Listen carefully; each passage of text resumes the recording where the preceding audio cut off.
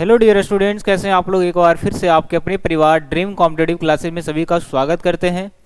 तो आज की क्लास में परसेंटेज के वैसे सवाल पर हम लोग बात करेंगे जो एग्जाम में डायरेक्ट पूछा जाता है, ठीक है। और आप इसको बनाने में काफ़ी ज़्यादा वक्त लगा देते हैं। तो आज हम लोग कुछ ऐसे ही ट्रिक की बात करने वाले हैं जिसे देखते ही आप आंसर करेंगे, ठीक है। कुछ इस तरीके का सवाल कि जब आपका जो है ना आय और व्यय से रिलेटेड आपका सवाल पूछा जाता है कि आय में 10% की वृद्धि और व्यय में 40% की वृद्धि किया जाता है तो बचत पर क्या प्रभाव पड़ेगा, या बचत या आय देके मतलब कोई भी दो डाटा देके तीसरा डाटा आपसे पूछ सकता है, ठीक है। तो इन्हीं तरीके के सवाल को आज हम लोग बिल्कुल चुटकियों में करने वाले हैं। तो सब लोग शेयर कर दीजिएगा इस क्लास को और सब लोग जुड़िएगा आज की क्लास में। बहुत बेहतरीन और कुछ नया बताने वाले हैं आज आपको। चलिए तो आइए, आज की क्लास में सभी का स्वागत है। और आपको सवाल आपको दिख ही रहा होगा, लेकिन हम बेसिक से चलेंगे, ठीक है। ये प्रतिशत का जो आय व्यय वाला जो सवाल होता है, आय व्यय में वृद्धि पर जो आधारित प्रश्न होता है, ठीक है। आय और जो व्यय होता है, आय व्यय के वृद्धि यानी प्रतिशत वृद्धि का जो सवाल होता है उस पर हम लोग बात करेंगे। चलिए तो ओवरऑल हम देखें तो आज हम लोग क्या सीखने वाले बाबू, एक खतरनाक और एक सुपर ट्रिक सीखने वाले हैं जिन्हें आप, ताकि ऐसा सवाल आपका एग्जाम में आता है तो आप पलक झपकते ही आप इसका आंसर दे दें, ज़्यादा आपको पेचीदा करना ना पड़े, ठीक है। आइए तो इस क्लास में सभी का स्वागत करते हैं। एक बार शेयर कर दीजिएगा, सब लोग शेयर करके जुड़ जाइए आज। आइए हम कुछ इजी प्रश्नों से हम लोग पहले समझते हैं, ठीक है, कि वृद्धि का मतलब क्या होता है। जैसे हम किसी से 100 रुपया उधार लिए, बोलेगा कि 20% की वृद्धि हो गया है ना, मतलब तुम जितना पैसा लिया अब 20% तुमको बढ़ा कर देना पड़ेगा, मतलब 100 का हमको कितना देना पड़ेगा, 120%। तो जब भी जोड़ने या घटाने की बात आ जाए, वृद्धि या कमी की बात आ जाए तो 100 में ही जोड़ते हैं और 100 में ही हम बढ़ाते हैं। जैसा देखिए पहला सवाल आपको दिख रहा होगा, अगर प्रतिशत में वृद्धि बोले तो, रुपया में बोले तो क्या करेंगे। देखिए एक व्यक्ति है, किसी व्यक्ति की आय जो है पहले 2000 था, बढ़ करके हो गया 2500। कितना हो गया, बढ़ करके 2500 हो गया। पहले उसको 2000 रुपये किसी कंपनी में मिलता था या किसी के थ्रू उसको आय के रूप में, इनकम के रूप में मिलता था, लेकिन उसकी आय में क्या हो गया, वृद्धि हो गया, है ना। उसका क्या हो गया, आय में वृद्धि हो गया, प्रमोशन हो गया। तो बताइए कितने प्रतिशत की वृद्धि हुई। ये इजी सवाल है, ठीक है। इसी से हम लोग उस हार्ड सवाल को सीखेंगे और चुटकियों में सीखेंगे, समझिएगा। तो जब भी ऐसा सवाल आता है तो क्या करना है आपको, देखिएगा ये तो सिंपल वाला तरीका लगाना है, इसमें कुछ है नहीं। आपको क्या करना है, एक तरफ 2000 और दूसरे तरफ 2500। आप इसको ये देखिए, पहले इसकी आय था, ये क्या था, पहले का डाटा दिया है, पहले वाला जो आय है ये दिया है। बाद में उसकी आय बढ़कर 2500 हो गई, बाद में जो उसका आय है वो कितना हो गया, 2500 हो गया। देखिए कितना बढ़ गया, कितना बढ़ गया। पहले आप रेशियो निकालिए, तो 2 जीरो से हम 2 जीरो पहले काट देंगे इसको, ठीक है। 5 से काटेंगे तो 5 चौका 20 और ये हो जाएगा 5 पचे 25। तो इसकी जो आय का अनुपात हो गया 4 से 5 हो गया। रुपया में भले 2000 से 2500 हो गया, तो अनुपात में निकाल लेंगे तो वही चीज़ हमें काटने उठने में सब कुछ में आसानी हो जाएगा। अब यहाँ सिंपल डाटा दिया है तो आप डायरेक्ट घटा सकते हैं। मान लिया जाए पॉइंट का डाटा दिया हो तो अब वहाँ पर जो आप अनुपात निकालते हैं तो क्या होता है, वो चीज़ आपके लिए आसान बन जाती है ना। अभी तो शुरुआत है, देखिएगा। चलिए देखिएगा, तो बोल रहा है कि पहले जो उसकी आय था वो 4 रुपया कमाता था, अब कितना कमाने लगा, 5 रुपया। कितना बढ़ गया, 1 रुपया बढ़ गया। तो आपको वृद्धि प्रतिशत निकालना है। क्या निकालना है, वृद्धि प्रतिशत निकालना है। जितना बढ़ा उसको ऊपर और पहले वाला डाटा हमेशा नीचे, यानी छोटा वाला जो डाटा है, जो पहले वाला डाटा उसको हमेशा नीचे रखेंगे। तो देखिएगा पहले कितना था, 4, प्रतिशत में बदलना है तो 100 का गुना 4 कितना आ जाएगा, 25 चौका 100, यानी कि उसकी आय में कितना परसेंट का वृद्धि हो गया, तो 25% की उसकी आय में क्या हो गई, वृद्धि हो गई। ये तो था काफ़ी इजी सवाल जिसको आप बिना पेन पेपर का भी आप सॉल्यूशन कर सकते थे। इसी तरह से देखिएगा अभी हम सिर्फ वृद्धि का मतलब आपको सिखा रहे हैं, ठीक है। कि पहले कोई आदमी 2000 कमाता था, अब जो है वो 2500 कमाता, तो उसकी आय में कितना वृद्धि हो गया। आप रेशियो ना निकाल करके इसी चीज़ को आप डायरेक्ट कर सकते हैं कि पहले कितना कमाता था। इसी चीज़ को आप डायरेक्ट भी कर सकते हैं, इसी चीज़ को आप डायरेक्ट भी कर सकते हैं कि पहले कमाता था 2000, पहले कितना कमाता था 2000, अब कमाने लगा 2500। कितना अधिक कमाने लगा, कितना अधिक, तो 500 रुपया ज़्यादा कमाने लगा। हमने क्या कहा, जितना ज़्यादा कमा रहा है उसको ऊपर, और जिस कितना था पहले, पहले का डाटा हमेशा नीचे रखना है, पहले का डाटा हमेशा नीचे रखना है। क्या हो जाएगा नीचे 2000, ठीक है। प्रतिशत में बदलना है तो 100 का गुना, 4 पचे 20 और 20 पचे 100, तो हो गया 20%। अभी उस क्वेश्चन पर हम आएंगे जो सवाल में एग्जाम में पूछा जाता है और आप ज़्यादा से ज़्यादा टाइम लगा देते हैं, ठीक है। आइए, सिर्फ हम वृद्धि, ये हो गया आपका पहला तरीका, फर्स्ट मेथड हो गया, और ये हो गया आपका सेकेंड मेथड। आप जो भी तरीका से ऐसे सवाल को बनाना चाहें आप सेकेंडों में बना सकते हैं। आइए, इस पर हम लोग दूसरा सवाल लेते हैं। इस पर हम लोग जो है आपको दूसरा सवाल देते हैं।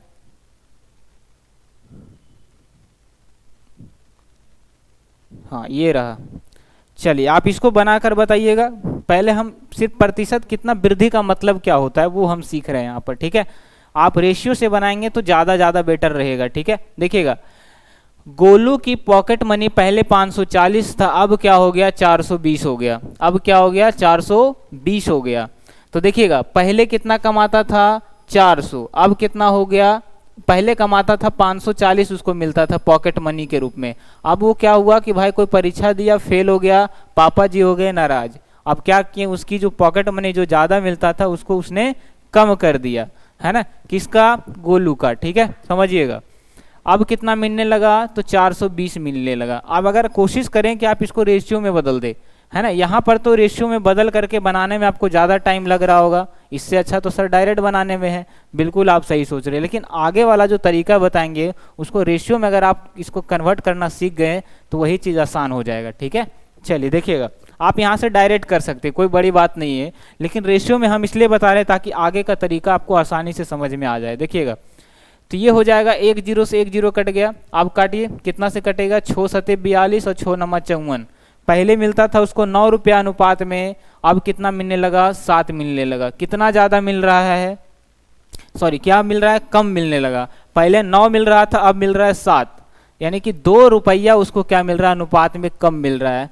तो जितना कम मिल रहा है उसको ऊपर, और बड़ा वाला को हमेशा नीचे, और गुना करना है 100 से। क्यों, क्योंकि हमको प्रतिशत क्या निकाल रहे हैं, यहाँ पर कमी निकाल रहे हैं, प्रतिशत हम लोग कमी निकाल रहे हैं, ठीक है, क्योंकि प्रतिशत में कमी हो गया, कोई दिक्कत नहीं है।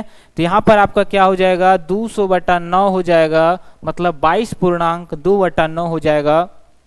आपका आंसर हो जाएगा ऑप्शन नंबर डी के साथ, 22.2/9। अब ये सवाल एग्जाम में आता नहीं है, बस हम लोग सीख रहे थे इसको कि कैसे निकालते हैं प्रतिशत वृद्धि, है ना। कभी कभार पूछ देता है, मेन सवाल भर भर के पूछा जाता है। ये सवाल जो आज हम लोग मेन मकसद से इसको पढ़ने आए हैं, ये है आपके सामने तीसरा सवाल, समझिएगा। जब भी आपको कोई भी डाटा दिया हो, आय व्यय, कोई भी दो डाटा आपसे, तीसरा डाटा आपसे, है ना, पूछ सकता है, कोई बड़ी बात नहीं है, समझिएगा।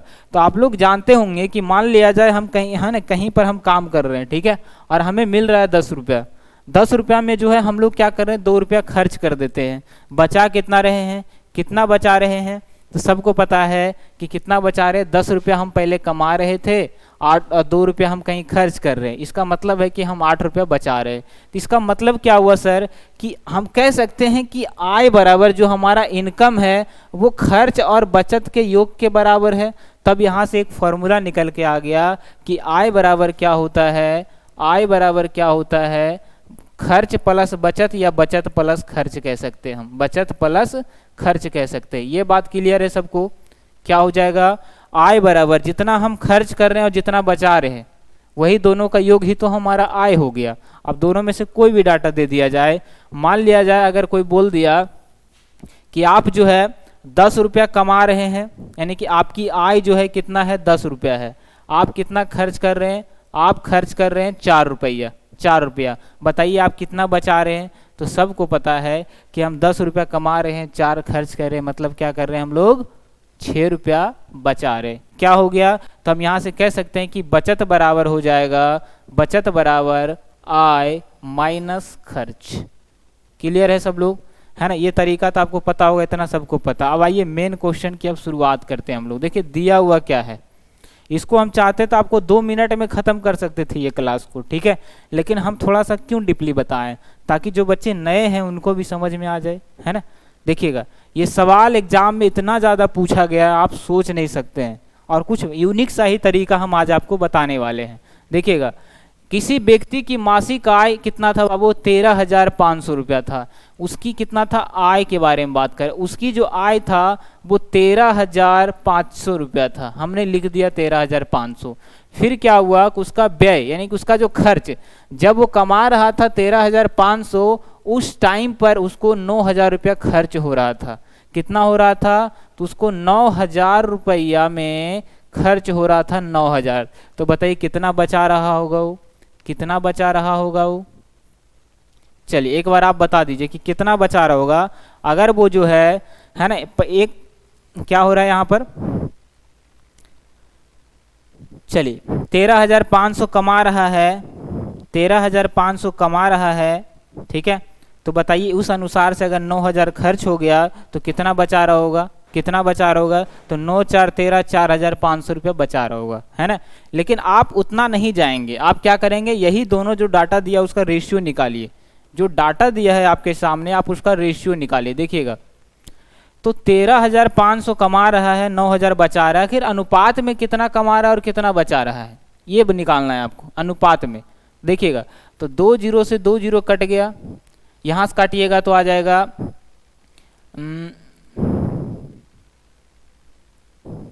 15 छक्का 90, 15 9 35 से 3 दूनी 6 और 3 3 9, है ना। 3:2 कह सकते हैं कि पूरा जब हम इसको काटेंगे सर तो यहाँ 3 आ जाएगा, यहाँ 2 आ जाएगा, और वही क्या है, बचत के बराबर है। मतलब कि अब अनुपात की अगर हम बात करें कि जो रेशियो 13,000 का आंकड़ा था अब वो अनुपात में 3 के बराबर है, अब जो 9,000 का आंकड़ा था वो अनुपात में 2 के बराबर है। मतलब अब हम कह सकते हैं कि कोई व्यक्ति जो है रेशियो में अनुपात में 2 रुपया कमा रहा है ना, सॉरी 3 रुपया कमा रहा है, 2 रुपया खर्च कर रहा है, मतलब 1 रुपया वो क्या कर रहा है, बचा रहा है। ये जो डाटा दिया था उसके अनुसार से हम कह सकते हैं कि 3 रुपया कमा रहा है, 2 रुपया खर्च कर रहा है, 1 रुपया बचा रहा है। क्लियर है, क्योंकि बचत बराबर हो जाएगा आय माइनस खर्च, यानी कि 3 - 2 आ गया 1। अब देखिए क्वेश्चन पर नजर डालिए, एक बार क्वेश्चन पर नजर डालिए क्या हो जाएगा। क्वेश्चन कहता है कि इतना था, अगले वर्ष उसकी आय में 14% की वृद्धि हो गई तथा खर्च में 7% की वृद्धि हो गई। तो बताइए कि पहले जो था वो कितना था, तो 3:2 था। हुआ क्या कि उसकी आय में 14% की वृद्धि हो गई, तो आपको 14 से गुना कर देना है। यहाँ पर क्या करना है आपको, 14 से यहाँ पर आपको गुना कर देना है। ये आय की बात कर रहा है कि आय में 14% की वृद्धि हुआ, तो आय में अनुपात में 3 है, तो यानी 14 तिया 42% हो जाएगा। अगले वर्ष क्या हुआ कि खर्च में 7% बढ़ गया, तो इसको 7 से गुना कर देना है, इसको 7 से गुना कर देना है ना। क्या करना है बाबू, एक बार फिर से समझिएगा। कहता है कि उसका जो आय था 3 रुपया 14% बढ़ गया, यानी कि अब उसकी आय कितना हो गया, तो 14 तिया 42 हो जाएगा। और उसका जो खर्च है उसमें 7% बढ़ गया, मतलब 2 के हिसाब से 7 बढ़ेगा तो 14। तो बताइए दोनों का अंतर कितना हो जाएगा, तो 14 तिया 42%, सब जगह आपको परसेंट लगाना है, सब जगह परसेंट।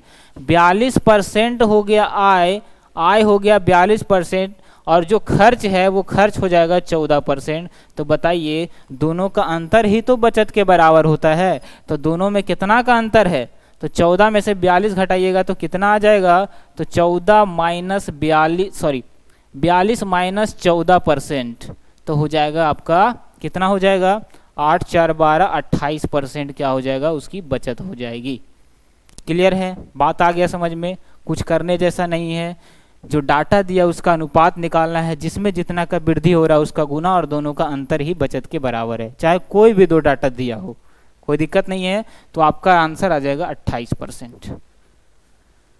ज़्यादा आपको पेचीदा लग रहा होगा, कुछ नहीं करना है। देखिएगा फिर से समझिए एक बार, बहुत अच्छा सवाल है, और ये सवाल आप बनाने में एग्जाम में कितना भी कम लगाइएगा ना, तो 1 मिनट जरूर लगाइएगा, क्योंकि आप रेशियो पर नहीं बनाते हैं, ये बात हमें पता है।